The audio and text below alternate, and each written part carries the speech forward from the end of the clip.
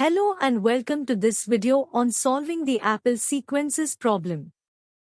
Problem statement is, given a string of size n containing only A and O, we have m number of spells. Each spell allows us to convert an orange into an apple. We need to find the longest sequence of apples we can make, given a string and the value of m. Now, I and j are initialized to 0, and they will be used as pointers to traverse the array of characters R. CTA is initialized to 0, and it will be used to count the number of A's in the current sequence. CTB is initialized to 0, and it will be used to count the number of O's that have been converted to A's so far. Answer is initialized to 0, and it will hold the length of the longest sequence of A's that can be formed.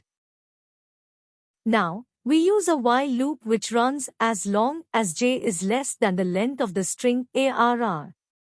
In each iteration of the loop, the code checks whether the current character at index j is A or O. If it is A, the count CTA of apples is incremented. If it is O, then it checks whether the number of spells used CTB is less than the maximum allowed M. If it is, then CTB is incremented. Otherwise, it needs to remove the leftmost orange and recompute the number of apples. The code enters a second loop to remove oranges starting from the left end, index I, until it finds O or reaches J. For each orange it removes, it decrements CTA. The loop then increments I to remove the last orange it found.